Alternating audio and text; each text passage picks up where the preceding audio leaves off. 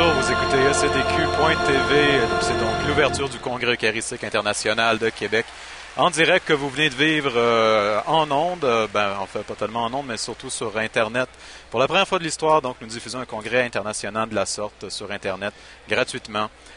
Nous espérons que ça vous a plu, cette ouverture officielle. Elle n'est pas terminée puisque le spectacle du Gen Verde va bientôt suivre. En attendant, on va revenir un peu sur ce qu'on vient de voir. Je suis toujours en compagnie de deux analystes. D'abord, Sœur Gilberte Barry, re-bienvenue, et Alain Fauché, prêtre, théologien, exégète.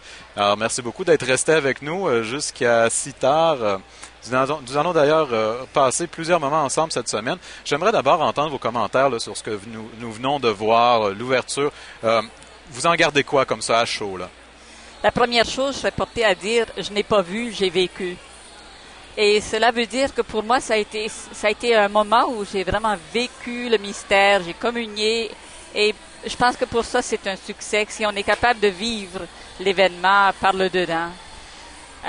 J'ai beaucoup aimé le déroulement. C'est sûr que c'est grandiose, puis on peut se dire, mais l'Eucharistie, ça se vit aussi dans la simplicité.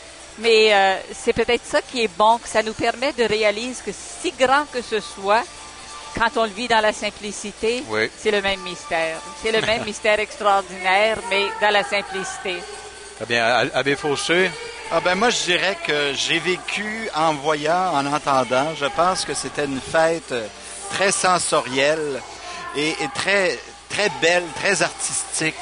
Et je pense qu'il y avait un souci à la fois d'ampleur et d'épuration qui correspondait bien à ce que le cardinal Tomko a dit dans son homélie. Il est revenu à plusieurs fois et dans plusieurs langues sur le thème de la stupeur. Oui. Alors on peut se dire, mais quelle mouche l'a piqué? Qu'est-ce qu'il y a de stupéfiant? Justement, c'est l'étonnement devant le don de l'Eucharistie. Et il me semble que ce thème du don était profondément ancré et enraciné dans le texte même de l'Évangile d'aujourd'hui. Je suis allé vérifier dans le texte grec. Et ce qui est très beau, en français, on dit « vous avez reçu gratuitement, donné gratuitement ». Mais dans le texte grec, on dit « vous avez reçu comme un don ». Alors, donner comme un don. C'est très beau. Excellent. Oui, oui. Je vous remercie beaucoup. Alors, le groupe Gen Verde vient de commencer à chanter. Nous allons les écouter.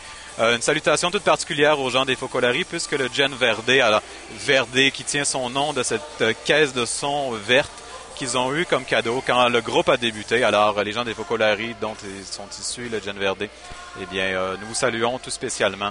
Rendez-vous demain.